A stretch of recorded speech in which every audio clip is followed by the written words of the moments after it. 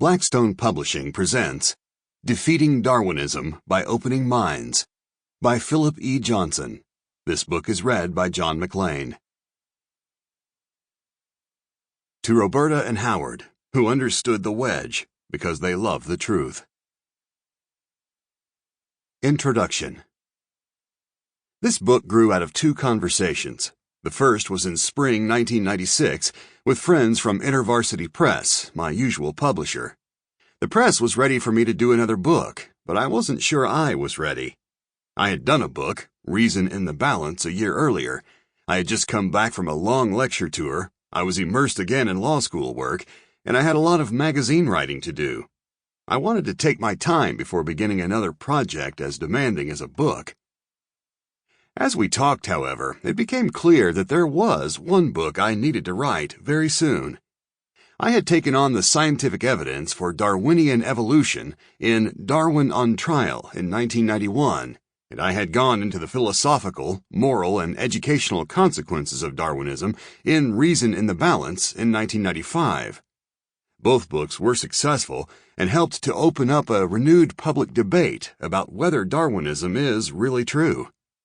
Both went into considerable detail about scientific and intellectual subjects, however, and a lot of readers who needed to know the basic message found them heavy-going.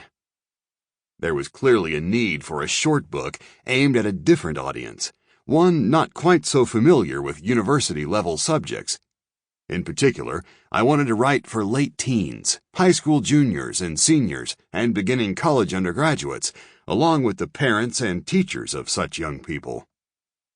These young people need to take advantage of the wonderful educational opportunities our society offers, but they also need to protect themselves against the indoctrination and naturalism that so often accompanies education.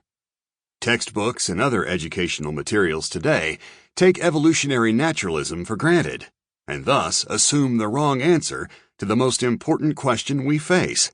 Is there a God who created us and cares about what we do? Young people need to be prepared for the indoctrination, and for that, they need to know some things that the public schools aren't allowed to teach them. That's the main job of this book, and everybody I've talked to seems to agree that it's a job that needs to be done. That brings me to the second conversation, which occurred in the faculty club of my own university. I remarked to one of my senior Berkeley colleagues that the scientific community was baffled in its failure to convince the general public to believe in evolution. Despite massive educational efforts, including a Sample complete. Ready to continue?